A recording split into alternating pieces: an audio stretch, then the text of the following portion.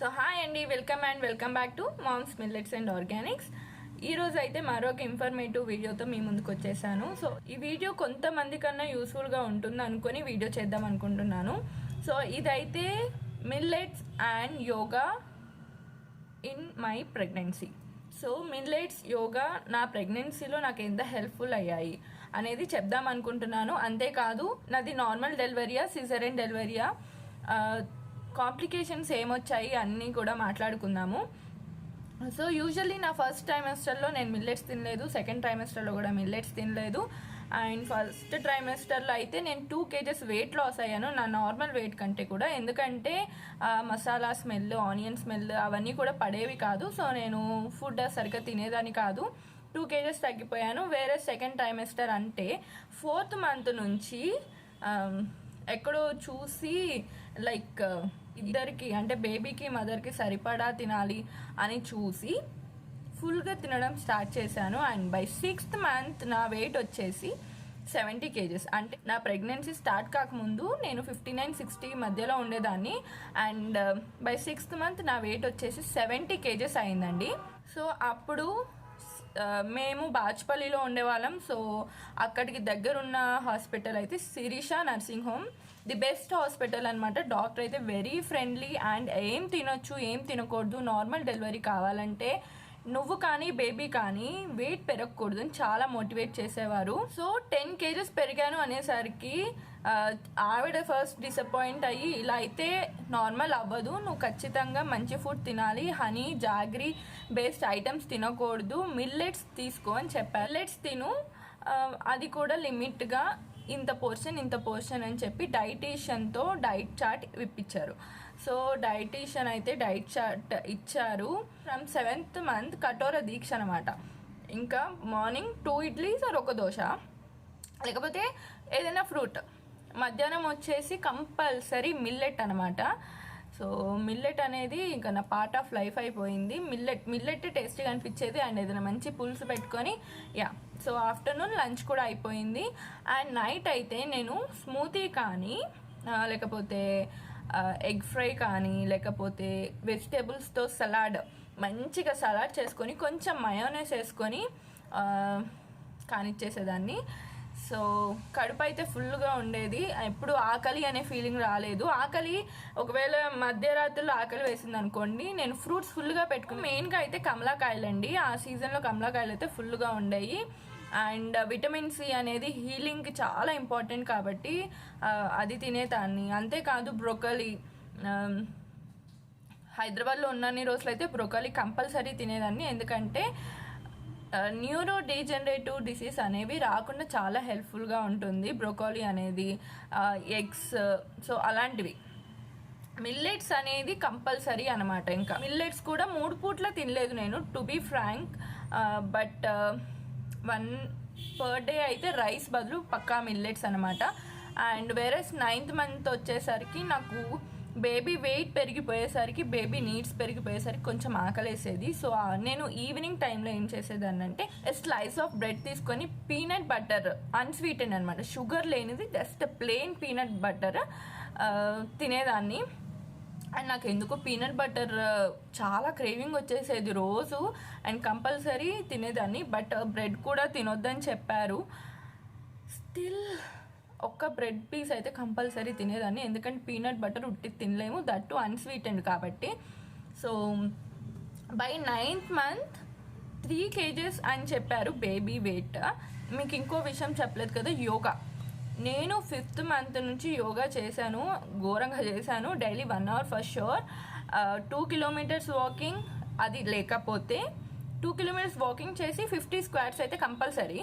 ఒకవేళ వాకింగ్కి వెళ్ళాలనిపించకపోతే యూట్యూబ్లో ఒక యోగా వీడియో వచ్చేది, దట్స్ ఫెంటాస్టిక్ అనమాట. ఆ వీడియో చూస్తూ నేను నియర్లీ 2-3 months ప్లెయిన్గా అదే చేస్తూ ఉండేదాన్ని. అండ్ దట్స్ ప్రెగ్నెన్సీలో ఉన్న పెయిన్స్ అన్నిటిని చాలా ఈజ్ చేసేది యోగా.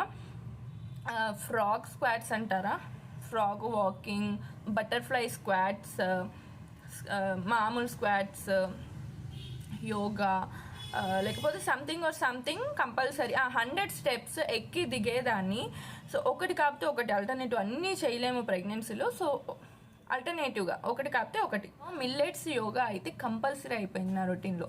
మిల్లెట్స్ బ్రేక్ఫాస్ట్లో ఒకసారి, ఆఫ్టర్నూన్ ఒకసారి, యోగా 1 hour పర్ డే పక్కా కంపల్సరీ. సో ఇలా అయిపోతూ ఉండేది. ఈ 3 trimestersలో baby health is very good, my health is very very nice, very good అనమాట. నాకు అమ్నోటిక్ వాటర్ లెవెల్స్ అయితే చాలా బాగుండేవి. బేబీ హెల్త్ కూడా, బేబీ ఎప్పుడు ఎలా ఉండాలి, నార్మల్గా ఎలా ఉండాలో అలానే ఉన్నాడు. అండ్ బేబీ హెడ్ కూడా కిందకే ఉండేది ఫస్ట్ నుంచి కూడా. సో దాంట్లో అయితే నో ప్రాబ్లం అనమాట.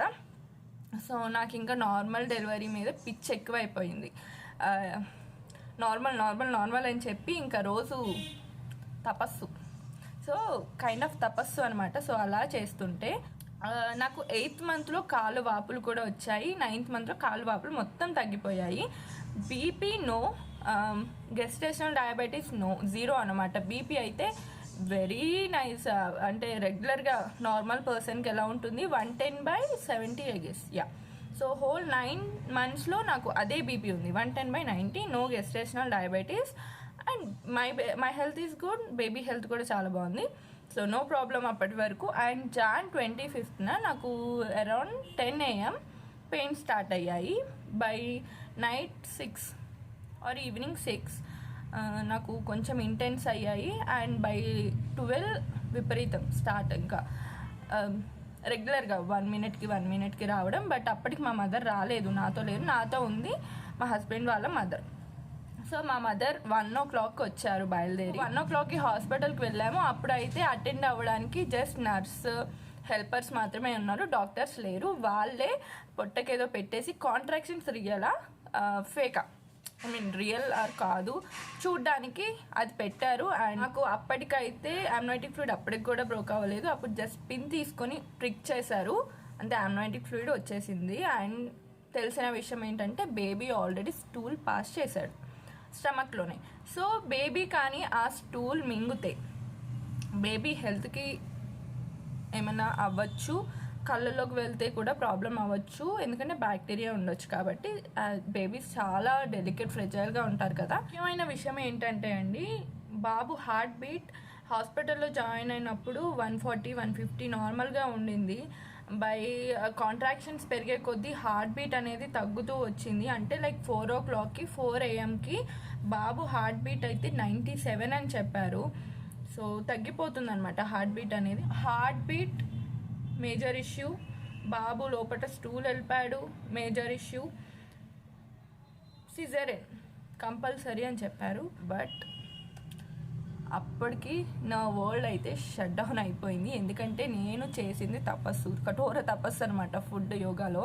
యాక్చువల్లీ చాలా డిసప్పాయింట్ అయిపోయాను. బట్ డాక్టర్ అన్నారు ఈవిడికి 100% డెలివరీ, నార్మల్ డెలివరీ ఛాన్స్ ఉంది. సో 1 hour అయితే టైం ఇవ్వగలము అని చెప్పారు. సో ఆ 1 hourలో 4:30కి డాక్టర్ వచ్చారు, 5 o'clockకి ఇండ్యూస్ చేశారు నాకు. సో 10 minutes ఇండ్యూస్ చేసిన 10 minutesలో ఇంటెన్స్, అసలు ఎట్లా అంటే ఇంకా రెగ్యులర్గా నొప్పులు అనేవి రెగ్యులర్ అయిపోయాయి. And scariest thing in my life అనమాట పెయిన్స్ అనేవి. So by 6 o'clock baby head, అంటే అంత నొప్పుల తర్వాత బేబీ హెడ్ ఆల్రెడీ కిందకు వచ్చేసింది 5:50 అరౌండ్ ఆ టైంలో. సో ఆ టైంకి ఇంకా లేబర్ రూమ్లో తీసుకెళ్ళారు, చూడలేదు హెడ్ వచ్చిందా లేదని, జస్ట్ తీసుకెళ్లారు. కాకపోతే అప్పటికే బేబీ హెడ్ వచ్చేసింది. ఎలా అంటే ఇంకా మోషన్ వచ్చేస్తున్నట్టు ఉంటుంది మనకి, సో అలా ఉండేది. అండ్ తీసుకెళ్ళిన 5 minutesకే బాబు పుట్టేశాడు. అండ్ ఇంత జరిగింది అంటే, ఇండ్యూస్ చేసిన అంత ఫాస్ట్గా బేబీ పుట్టాడు అంటే నేను తీసుకున్న ఫుడ్, నేను చేసిన యోగానే నాకు చాలా హెల్ప్ఫుల్ అయిందని నేను ఇప్పటికీ గట్టిగా నమ్ముతాను. అండ్ బై ద వే నాకు నార్మల్ డెలివరీ చేసింది అయితే వివేకానంద నగర్, కుక్కట్పల్లి, గ్రీన్ లీఫ్ హాస్పిటల్లో.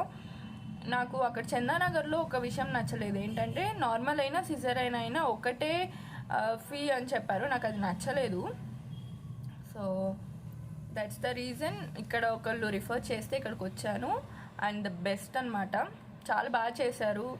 అండ్ సో యోగా మిల్లెట్ వల్ల నాకు అంత బేబీకి కూడా జాండీస్ కానీ ఉమ్మనీరు మింగడం కానీ జరగలేదు. సో బేబీ కూడా చాలా హెల్తీగా ఉన్నాడు. మామూలుగా ముందు స్కాన్కి వెళ్ళినప్పుడు 3 kgs అరౌండ్ ఉండొచ్చు అని చెప్పారు. బట్ పుట్టాక తెలిసింది వాడు 2.4 kgs మాత్రమే ఉన్నాడు.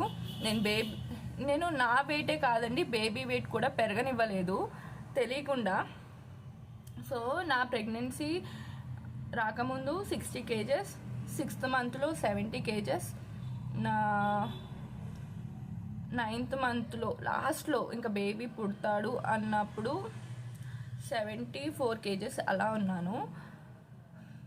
నా డెలివరీ అయిపోయాక నేను 69 kgsకి వచ్చేసాను. అండ్ బేబీకి 3rd month అయ్యేసరికి నేను బ్యాక్ టు 60 kgs అనమాట.